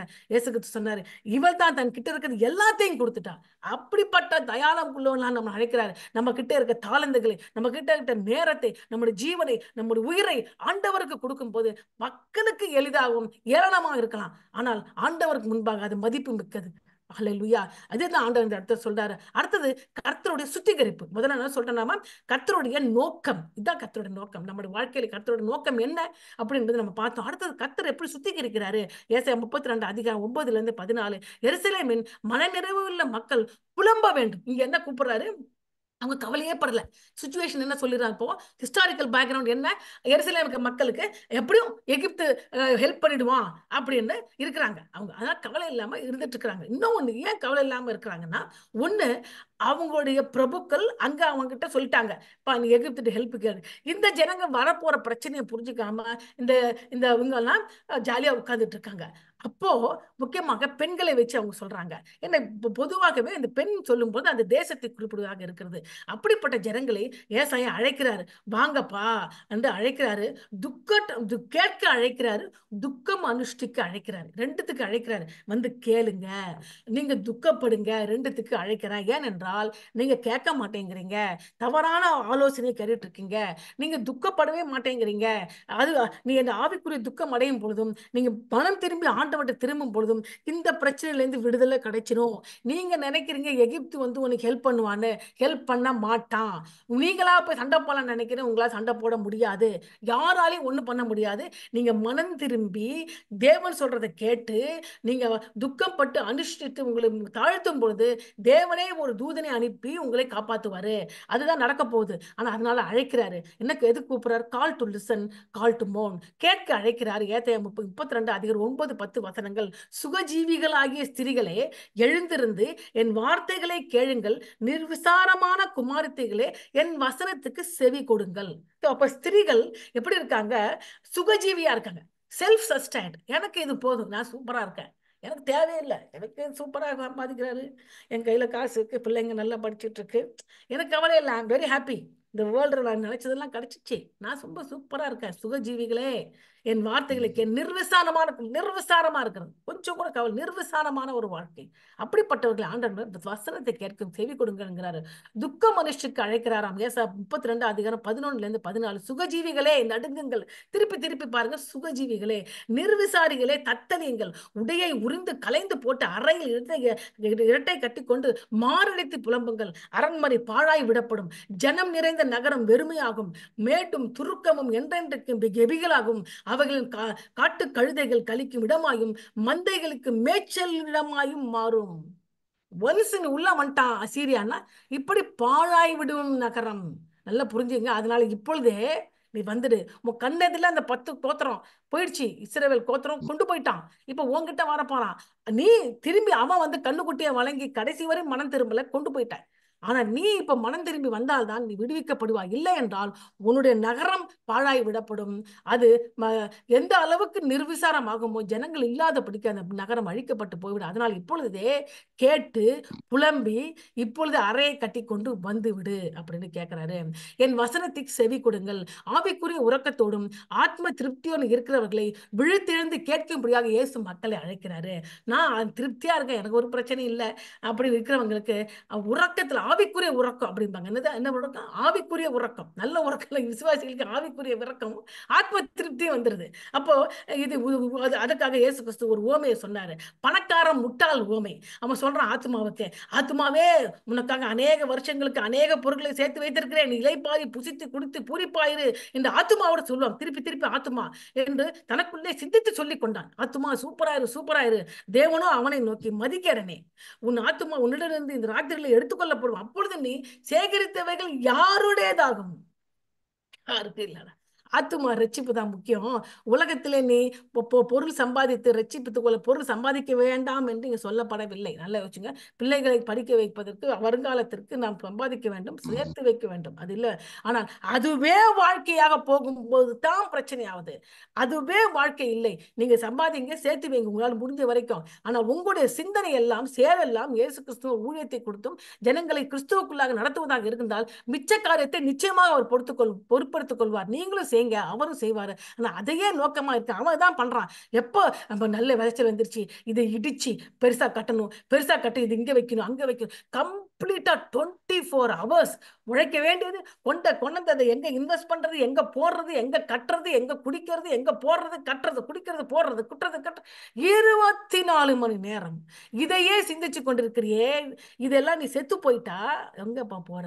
அப்படிப்பட்ட ஆவிக்குரிய உறக்கத்திலே ஆத்ம திருப்தி இருக்கிற ஆண்டவர் சொல்லி அழைக்கிறாரு. மாரடைத்து புலம்புங்கள், இயேசு பாவத்திற்காக துக்கப்பட அழைக்கிறார். லூக்கா 7:35 பாவமுள்ள ஒரு ஸ்திரீ வருகிறார். அங்க என்ன பண்ணாங்க, ஒரு பெரிய பரிசேயன் இயேசு கிறிஸ்து சாப்பிடறத கூப்பிடுறாரு. இயேசு கிறிஸ்து சாப்பிட வராரு. அந்த காலத்துல சாப்பிட ஒருத்தர் விருந்து கூப்பிட்டாங்கன்னா முதலாவது அவங்க காலை கழுவணும். அப்படிதான். ஏன்னா அந்த காலத்துல ரோடு கிடையாது, மண்ணு ரோடு, கால் எல்லாம் ஃபுல்லா அழுக்கா இருக்கும். முதலாவது காலை கழுவணும். அதுக்கடுத்து தலைக்கு எண்ணெய் ஊற்றி பூச வேண்டும். இதையெல்லாம் அவங்க செய்ய வேண்டிய ஒருத்தர் விருந்துக்கு அழைச்சு அதை செய்யணும். அதுக்கப்புறம் மேஜையில் அமர செய்து அவங்களுக்கு எல்லா விதமான உணவை கொடுக்க வேண்டும். இவன் கூப்பிட்டா இயேசு கிறிஸ்துவ விருந்துக்கு வான்னு, காலுக்கு தண்ணி கொடுக்கல, தலைக்கு எண்ணெயை பூசல, சரி வந்து உட்கார்ந்து சாப்பிட்டுட்டு இருக்காரு. ஒரு பாவமுள்ள ஸ்திரீ வருகிறாள். அவள் தலையை விரித்து இருக்கிறாள். நல்லா யோசிச்சு பாருங்க. தலை விரிஞ்சி இருக்கு, கண்ணுல கண்ணீர் இருக்கு, கையில நலதள தைலம் இருக்கு. இது எதை குறிப்பிடுகிறது? அந்த காலகட்டத்தில் நீங்க லேவியராகமத்தை படிச்சு பாருங்க. ஒரு ஸ்திரீ விபச்சாரத்திலே விபச்சாரம் செய்கிறாள் அப்படி என்று சொல்லி அந்த கணவருக்கு சந்தேகம் வந்துட்டா என்ன பண்ணுவாரா, அந்த பெண்ணை கொண்டு போய் ஆசாரியர்கிட்ட நிறுத்துவாங்க. ஆசாரியர் என்ன பண்ணுவாரு, ஒரு பானையில தண்ணீரை வார்த்து அந்த ஆசாரிப்பு கூடாரத்திலே மண் இருக்குல்ல, அந்த ஆசாரிப்பு கூட மண்ணை தூக்கி அதுல போட்டு அதை கலக்கி அவ செய்த பாவம் என்ன என்று சொல்லி எழுதி அதுல கரைச்சி ஊத்தி எல்லாரும் எதிர்க்கையும் அந்த பொண்ணை அதை குடிக்க சொல்லுவாங்க. குடிக்க சொல்லிட்டு கையில என்ன வைப்பாங்க, அதாவது போஜன பலியை வைத்து அதுல போஜன பலியின் மேல அப்போ அந்த இடத்த சுகந்த வாசனை இட மாட்டாங்க. போஜன பலி இடும் பொழுது சுகந்த வாசனை இட்டுதான் போஜன பலி விட வேண்டும். எந்த போஜன பலியும் நீ லேவியராகம் படிச்சு பார்த்தா அவங்க தெரியும். எல்லா போஜன பலியும் சுகந்த வாசனை இட்டுத்தான் போஜன பலி கொடுக்க வேண்டும். ஆனா இந்த பெண்ணு கிட்ட வெறும் போஜன பலி கொடுப்பாங்க, சுகந்த வாசனை இட மாட்டாங்க. இட்டுட்டு ஆண்டவருக்கு குடு, ஆண்டவருக்கு இதை குடு என்று சொல்லி அது பலிபீடத்தில் தகனிப்பாங்க. இப்படி அந்த பெண் விபச்சாரம் செய்திருந்தால் ஆனால் அவளுடைய வயிறு வீங்கி விடும், கால் சும்பி விடும், அவளால் இனி குழந்தை பெற்றுக்க முடியாது. அப்படி அவள் செய்யவில்லை என்றால் அவள் உடனடியாக கர்ப்பம் தரிப்பாள். அதுதான் அவள் செய்தால, விபச்சாரம் செய்தால செய்யவில்லையா அப்படி என்பதற்கு அடையாளமா வச்சிருக்காங்க. அப்ப நீங்க கேட்கலாம், அந்த பெண் மட்டும் எப்படி தனியா விபச்சாரம் செய்வா? ஆம்பளையோட தானே செய்வா, ஆம்பளைக்கு எந்த விதமான தண்டனை இல்லையா? நல்ல கேள்வி. அந்த காலகட்டத்தில் எல்லாமே ஆண்களுடைய சட்டத்திட்டத்தில் இருந்ததுனால ஏதாவது ஒரு ஆளு ஒரு பொண்ணு கூட உறவு வச்சிருந்தா இவ 2வது மனைவி, இவ 4வது பொண்டாட்டி அப்படின்னு சொல்லி தப்பிச்சுப்பான். ஆனா பெண்ணுக்கு அப்படி கிடையாது. அப்போ அந்த பெண்களுக்கு இவ தப்பு செய்யலன்னா மாட்டிப்பா. புரியுதுங்களா? அவங்களை காப்பாற்றுவதற்காக கொடுக்கப்பட்ட ஒரு வழிமுறை தான் இது. இங்க இடத்துல என்ன பண்றான் இந்த பெண்ணு, அவள் பாவிதான். நல்லா யோசிச்சுங்க, அவள் பாவிதான், அவள் கண்டுபிடிக்க வேண்டாம், அவள் பாவியே தான். ஆனா அத தலைவிரி கோலம் அங்க தலை விரிச்சு இருக்கணும். அந்த லேவியாரத்தை பாருங்க, அந்த பெண் தலையை விரித்து போட வேண்டும் போட்டு, இந்த பொண்ணு தலைவிரி கோலமா வருது, அழுதுகிட்டே வருது, கையில என்ன வச்சிருக்கு, நலதள தைலத்தை வச்சிருக்கு. அங்க என்ன கூட சுகந்த வாசம் இடக்கூடாது. ஆனா இந்த பெண் நலதள தைலத்தோடய வரா. அப்படி என்றால் என்ன அர்த்தம்? நான் பாவி என்பது எனக்கே தெரியும் ஆண்டவரே, உமக்கும் தெரியும், என் பாவங்களை மன்னித்து விடுங்கள் சொல்லி கண்ணீர் பண்ணி அந்த தலைவிரி கோலமா இருக்கிறது தலையை முடிய எடுத்து காலை கழுவி அதுல நலதளத்தை ஊற்றி அன்பு கூறுகிறாள். அதை பார்த்து சொல்றாரு, உன்னுடைய பாவங்கள் மன்னிக்கப்பட்டது, நீ உண்மையில் அன்பை காட்டினது. அது எதை குறிக்கிறது? நான் பாவி என்பது அந்த பெண் உணர்ந்து கொண்டுதான் செய்யறா. அது நம்ம அந்த பேக்ரவுண்ட பார்த்தாதான் இது புரியும். இவன் பாவின்னு சொல்லவே இல்லை, இயேசு கிறிஸ்து எப்படி சொல்லலாம், அவள் பாவி என்று உணர்த்தப்பட்டவளாகத்தான் அந்த நலதர தைலத்தை கொண்டு வந்தாரு. தலைவீரி கோலமா வந்தாங்க. கண்ணீரினால் இயேசுவின் பாதத்தை கழுவி தன் தலைமுடியினால் துடைத்து அதுல அவர் நலதளத்தை ஊத்தினாங்க. சோ மாரடித்து புலம்ப வேண்டும். ஏனென்றால் மத்தேயு 5:4 சொல்லுது, துயரப்படுகிறவர்கள் பாக்கியவான்கள், அவர்கள் ஆறுதல் அடைவார்கள். இந்த பெண் துயரப்படுறாங்க, ஆறுதல் அடைந்தாங்க. ஒரு காலகட்டத்தில் நாமளும் இந்த பெண் மாதிரி தான் இருந்தோம், பாவத்துல இருந்தோம். என்னென்ன பாவம் யோசிச்சு பாருங்க. இயேசு கிறிஸ்து ஏற்றுக்கொண்ட நல்ல செய்த பாவம் எல்லாம் கண்களுக்கு வருது. பாவத்தை அறிக்கை எடுக்கிறோம். ஆண்டவரே இதெல்லாம் பாவம் என்று அறிக்கை. பாவம் செய்யவில்லை என்று சொன்ன உடனே பொய்யனா இருக்கிறான். உலகத்துல எல்லாரும் பாவம் செய்து நீதியற்றவர்கள் ஆனாங்க, அநியாயம் நிறைந்தாங்க எல்லாருமே. அப்படி ரோமர் 1 சொல்லுகிறது. அப்படி பாவத்தில் நம்ம இருக்கும் போது நாம் அப்படியாக ஆண்டவர்கிட்ட அழுகியோடு வந்த பொழுது நம்ம பாவத்தை மன்னித்தார், அவருடைய நீதியை நமக்கு கொடுத்தாரு. பாழாக விடப்படும். அடுத்து என்ன சொல்றாரு? முதல்ல என்ன சொன்னாருங்க? பாழடித்து புலம்புங்கள். அடுத்தது வசனத்துக்கு செவி கொடுங்கள். அடுத்து என்ன சொல்றாரு? பாழாய் விடப்படுங்க. நீ இப்படி, அதாவது நீ வசனத்தை செவி கொடுத்து மாரடித்து புலம்பவில்லை என்றால் நீ பாழாக விடப்படுவாய். அப்படி என்று யாருக்கு சொல்ற? ஏசாயா தீர்க்கதரிசி சொல்றார். எருசலேம் நகரத்தை பார்த்து சொல்றார், நீங்க வரலன்னா இந்த எருசலேம் வந்து அவன் புடிச்சிட்டு போயிடுவான், புடிச்சா நீங்க பாழாயிடுவீங்க அப்படின்னு சொல்றாரு. உண்மையாக இயேசு கிறிஸ்து அதாவது முதல் நாளிலே அந்த கழுதை மேல் ஏறி அப்படியாக பவனி வந்த பிறகு எருசலேம் நோக்கி கிட்ட கிட்ட கிட்ட வரார். கழுதையில ஏறி எருசலேம்ல வந்துகிட்டே இருக்காரு மேல. அவ எங்க இருந்து வருகிறார்? எரிகோல இருந்து ஏறி மேல் ஏறி ஏறி வர வேண்டும். அது வந்து மேடாக இருக்கிற பகுதி. அப்படி ஏறி வந்துகிட்டே இருக்கும்போது எருசலேம் அவருக்கு தெரிகிறது. எருசலேமை பார்த்து இயேசு கிறிஸ்து அழுவுறாரு. லூக்கா 19:41-44. அவர் சமீபமாக, இயேசு கிறிஸ்து சமீபமாக கழுதை குட்டின் மேல் ஏறி இயேசு கிறிஸ்து எருசலேமுக்கு சமீபமாக வந்தபோது நகரத்தை பார்த்து அதற்கு கண்ணீர் விட்டு அழுது, உனக்கு கிடைத்த இந்த நல்நாளிலாவது உன் சமாதானத்துக்கு ஏற்றபடி நீ அறிந்திருந்தாயானா நலமா இருக்கு. இப்பொழுது அவன் கண்களுக்கு மறைவா இருக்கிறது, கண்ணு தெரியல. உன்னை சந்திக்கும் காலத்தில் நீ அறியாமல் போனபடினால் உன் சத்துருக்கள் உன்னை சூழ மதில் போட்டு உன்னை வளைத்துக் கொண்டு எப்பக்கத்தில் உன்னை நெருக்கி உன்னையும் உன்னில் உள்ள பிள்ளைகளும் தரையாக்கி போட்டு உன்னிடத்தில் உன் கல்லின் மேல் கல்லிராதபடி செய்யும் நாட்கள் உனக்கு வரும் என்றான். கர்த்தராகிய இயேசு கிறிஸ்து எங்க சொல்லியிருக்காங்க? ஏசாயா தீர்க்கதரிசி 32 ஜனங்களை பார்த்து, நீங்க மனம் திரும்பி செவி கொடுத்து மாரடித்து நீங்கள் புலம்பி உங்களை மனம் திரும்பாவிட்டால், நீங்கள் உங்களை தாழ்த்தி மனம் திரும்பாவிட்டால் இந்த எருசலேம் பாழாக விடப்படும் என்று சொன்னது போல கர்த்தராகிய இயேசு கிறிஸ்து இறுதியாக எருசலேம் நுழைவதற்கு முன்பாக கழுதை குட்டியின் மேல் ஏறி எருசலேமுக்கு நேராக பவனி வருகிற பொழுது அது மேடையில ஏறி மேல வரும்போது எருசலேம் கண்கள் பார்க்கப்படுகிறது. பார்த்த உடனே அதை பார்த்து கண்ணீர் விட்டு அழுகிறார். அதே மாதிரி அழுகிறார். நீ கண் திறக்கப்படல, நீ புரிந்து கொள்ளவில்லை, நான் தான் நீ மெசியா என்று அறிந்து கொள்ளவில்லை, உன் சமாதானத்தின் காட்டு ஏற்றவர்களை நீ அறியவில்லை. உன்னை நான் வந்து சந்திச்சேன், அது என்னை சந்தித்தவன் நீ என்னை ஏற்றுக்கொள்ள. அதனால என்ன ஆகும்? இந்த எருசலேம் அழிக்கப்பட்டுச்சு நடந்தது. கர்த்தர் இயேசு கிறிஸ்து இந்த தீர்க்க தரிசனத்தை சொல்லும் பொழுது AD 33 AD 70 ரோமர் ராஜ்யத்தினால எருசலேம் முழுமையாக அழிக்கப்பட்டு விட்டது. எருசலேம் நகரத்தில் இருந்த ஆலயம் அழிக்கப்பட்டு விட்டது, எரிக்கப்பட்டு விட்டது. அப்பொழுது எரிந்த ஆலயம் இதுவரைக்கும் அங்க ஆலயம் கிடையாது. இப்ப 2025 வரைக்கும் அங்க ஆலயமே இல்ல. ஆலயம் இருந்த இடத்துல இப்ப அயன் டோம் தான் இருக்கு. ஆலயத்தை கட்ட வேண்டும் கட்ட வேண்டும் கட்ட வேண்டும் என்று இன்னும் பிரயாசப்படுகிறார்கள். அவர்களால் இதுவரை கட்ட முடியவில்லை. எருசலேம் அழிக்கப்பட்டு போயிடுச்சு, அப்போ திருப்பி கட்டப்படும், ஆனால் ஆலயம் எழுப்ப முடியவில்லை. அதைத்தான் இயேசு கிறிஸ்து இங்க சொல்றாரு. அடுத்தது பார்க்கும் பொழுது காட்ஸ் பவர், தேவனுடைய வல்லமை பொறுத்து பார்க்க போறோம். முதலாவது எதை பார்த்தோம்? ஆண்டவருடைய நோக்கம் பார்த்தோம், கர்த்தருடைய நோக்கத்தை குறித்து பார்த்தோம். அடுத்தது கர்த்தர் வந்து நம்மளை சுத்திகரிக்கிறார். எப்படி சுத்திகரிக்கிறார் என்பதை பார்த்தோம். மூன்றாவது கர்த்தருடைய வல்லமை குறித்து பார்க்க போகிறோம். ஹல்லேலூயா. ஏசாயா 32 first we saw the God's purpose, second we saw the God's purging, third we are going to see the God's power. இந்த God's powerல என்ன தெரியுமா? God's spirit will transform this world. Hallelujah. God's spirit, கர்த்தருடைய ஆவியானவர் மக்களை மாற்றுவார். அதுதான் வல்லமை. நம்மளுடைய வல்லமை எங்க இருக்கு? ஆவியானவர்ல இருக்கு. அது நம்மளை முழுமையாக மாற்றுமாம். எப்படி சொல்றாரு பார்க்கலாம். 15-20 வசனங்களை 2ஆக பிரிக்கிறோம். ஆவியானவர் மறுசீரமைப்பு பணி, நீதியின் பலன்கள். அதாவது the God's power, the God's spirit will transform these people. It is divided into 2 parts: the spirit work of restoration, the fruit of righteousness. Restoration and the fruit of righteousness. ஆவியானவர் எப்படி நம்ம மறுசீரமைப்பார். நல்ல ஆவியானவர் நமக்கு வந்த உடனே நம்மள என்ன பண்ணுவாரு? மறுசீரமைப்பார். எப்ப ஆவியானவர் வருவாரு நீங்க கேட்கலாம். கர்த்தராகிய இயேசுவை சொந்த இரட்சகராக ஏற்றுக்கொண்ட அந்த நிமிடமே இன்வெல்லிங் ஹோலி ஸ்பிரிட் வந்து விடுவாரு. பேப்டிசம் ஆஃப் ஹோலி ஸ்பிரிட் சொல்ல இன்டெல்விங் ஆஃப் ஹோலி ஸ்பிரிட் வந்துடுவாரு. ஏன்னா ஆவியானவரே அன்றி ஒருத்தனை கர்த்தரை இயேசுவை கர்த்தர் என்று அறிக்கையிட மாட்டாரு. ஸோ ஆவியானவர் துணையோடு தான் நீங்க அறிக்கையிடுறீங்க, ஆவியானவர் உங்ககிட்ட வந்துடுவாரு. அந்த வந்த உடனே அவர் உங்களுடைய வாழ்க்கையை மறுசீரமைப்பாரு. கொஞ்சம் கொஞ்சமாக நீங்கள் செய்த குற்றங்களை முன்பு செய்ததை செய்யாதபடிக்கு மாற்றிக்கிட்டே வருவாரு. அது நாம என்ன சொல்றோம்? அது தான் சுத்திகரிப்பு அப்படிங்கிறோம். நாள் ஒன்றுக்கு நீங்கள் சுத்திகரிக்கப்பட வேண்டும். நாள் ஒன்றுக்கு ஆவியானவராலே மறுசீரமைப்பு பட வேண்டும். ரைட்டா? அப்படி பட்டீங்கன்னா நீதியின் பலன்களை நீங்க கொடுப்பீங்க. அல்லேலூயா. நீதியின் பலன் எப்ப கிடைக்கும்? ஆவியானவர் மறுசீரமைப்பும் பணிக்கு நீங்க ஒப்பு கொடுக்க வேண்டும். ஒப்பு கொடுத்தாதான் நீதியின் பலன் கிடைக்கும். இல்லைன்னா நீதியின் பலன் கிடைக்காது. அதுதான் இங்க சொல்றாரு. அதுதான் கர்த்தருடைய வல்லமை. அதை பத்தி நம்ம பார்க்கலாம். ஆவியான மறுசீரமைக்கும் பணி ஏசாயா 32:15-16.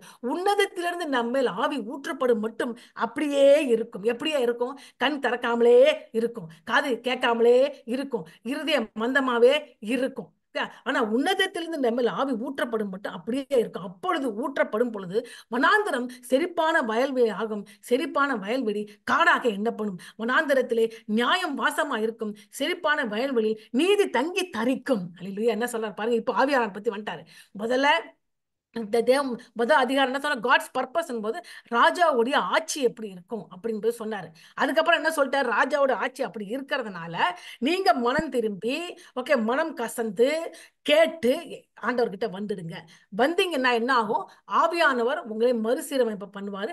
ஆண்டவர் உங்களுக்கு வல்லமையை கொடுத்துடுவாரு. இதுதான் சொல்ல வர்றாரு. உன்னதத்திலிருந்து நம்ம மேல் ஊற்றப்படும் மட்டும் அப்படியே இருக்கு. நம்ம பார்க்கலாம் ஆவியின் மறுசீரமைப்பு பற்றி புதிய ஏற்பாட்டில் இயேசுவோட ஊழியம் எப்படி நிறைவேறிச்சுன்னு பார்க்கலாம். 3 காரியம் உண்டு. ஒன்று, உன்னதத்திலிருந்து நம்ம மேல் ஆவி ஊற்றப்படும் மட்டும்.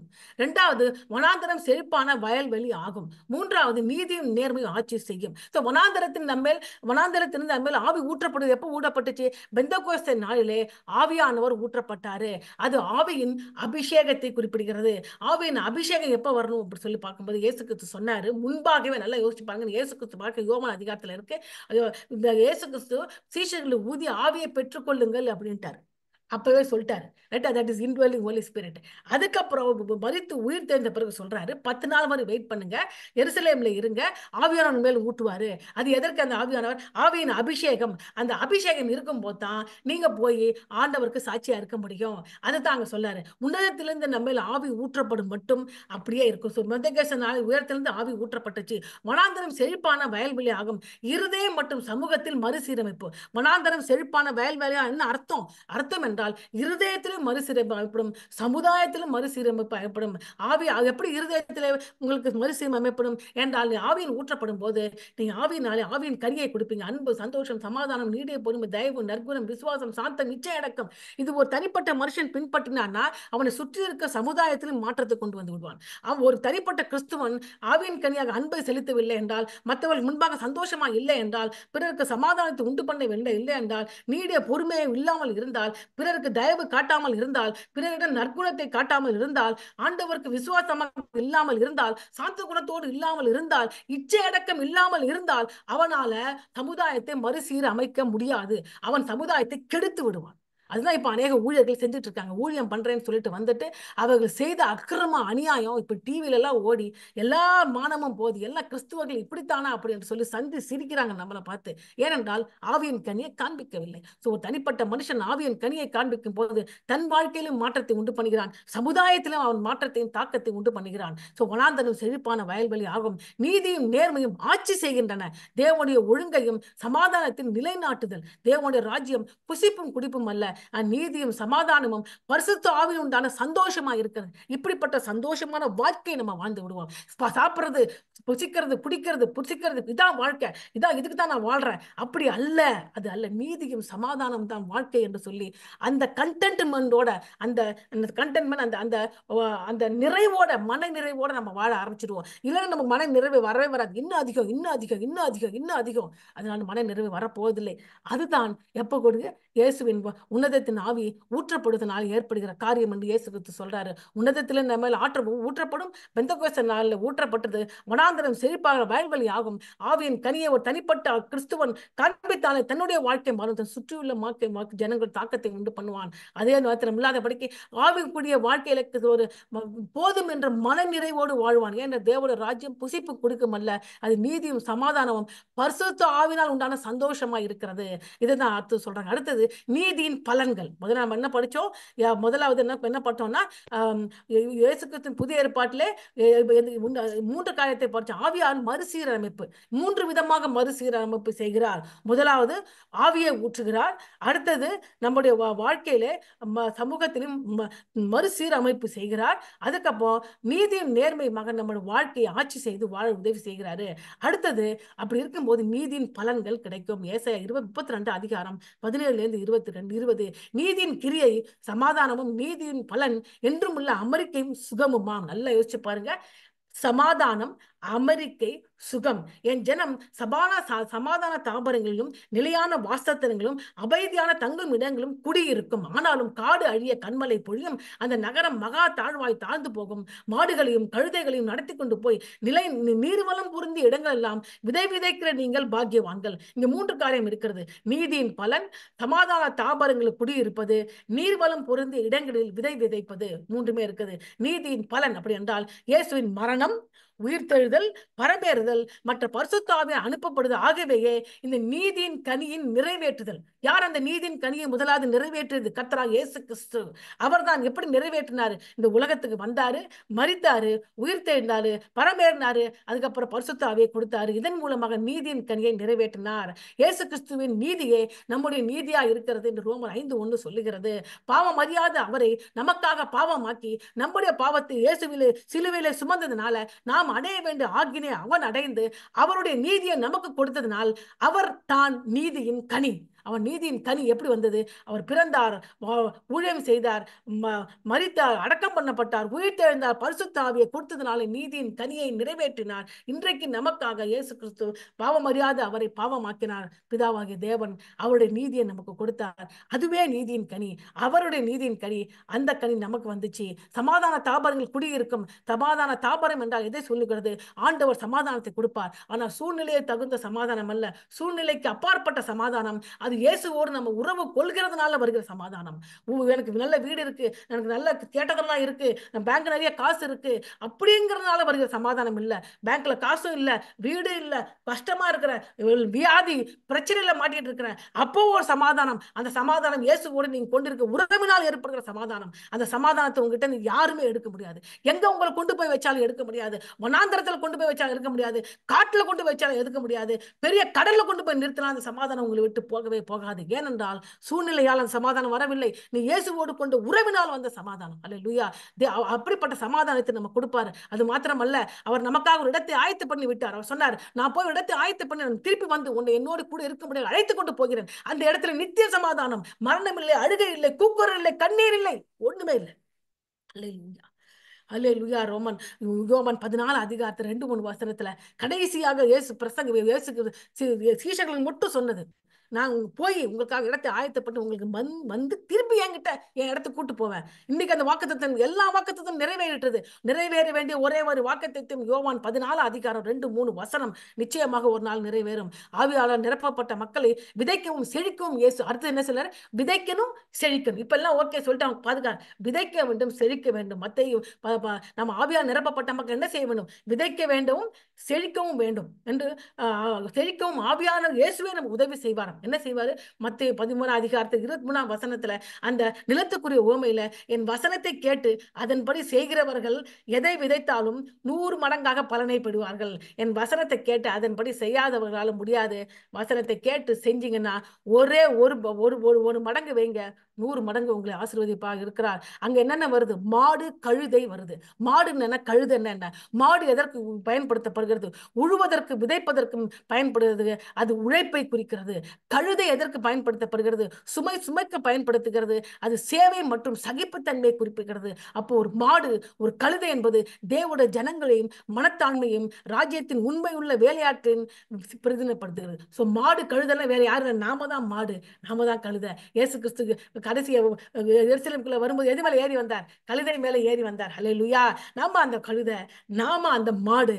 நாம மாடு மாதிரி ஓயாம உழைப்போம். கழுதை மாதிரி வாய் பேசிட்டு எவ்வளவு சும வந்தாலும் சுமந்துகிட்டே இருப்போம். நம்மளே சுமக்க மாட்டோம். அந்த சுமையை யார்கிட்ட போய் வைப்போம்? கர்த்தர் இயேசு கிறிஸ்து வைப்போம். ஆண்டவர் சொன்னாரு, சுமை சுமக்க யார் என்னிடத்தில் வாருங்கள், நான் உங்களுக்கு இளைப்பாறு தருவேன். என்னோட நுகத்தை ஏற்றுக்கொள்ளுங்கள், அது நுகம் இலகுவானது. ஹல்லேலூயா. இயேசுவோட நுகத்தை சுமந்து கொள்வோம். எவ்வளவுதான் பிரச்சனை வந்தாலும் நம்ம நிற்போம். அதனால ஏசாயா 32ஆம் அதிகாரம் 2, 3, 4 வசனங்களை ஆண்டவர் வாக்குத்தத்தமா கொடுக்கிறார். அவர் காற்றுக்கு ஒதுக்கமும் பெருவெள்ளத்துக்கு புகலிடமும் வறண்ட நிலத்துக்கு நீர்க்கால்களாகவும் விடாய்ந்த பூமிக்கு பெருங்காற்றின் நிழலாகவும் இருப்பார். அப்போது காண்கிற கண்கள் மங்கலாகிறது, கேட்கிறவங்க செவிகள் கவனித்தே இருக்கும், பதற்றமுள்ள இருதயம் அறிவை உணர்ந்து கொள்ளும், தேற்று வாயோட நாவு தடையின்றி தெளிவாக பேசும். இந்த வாக்குத்தத்தத்தை நீங்க எடுத்துக்கொள்ளுங்கள். நிச்சயமாக உங்களுக்கும் உன் குடும்பத்தாருக்கும் இந்த ஆண்டவர் நிறைவேற்ற வல்லவராய் இருக்கிறார். ஆமென். கர்த்தர் தாமே இந்த செய்தியை ஆசீர்வதிப்பாராக. கலந்து கொண்ட அனைவருக்கும் நன்றி. கர்த்தர் உங்களை ஆசீர்வதிப்பாராக. ஆமென்.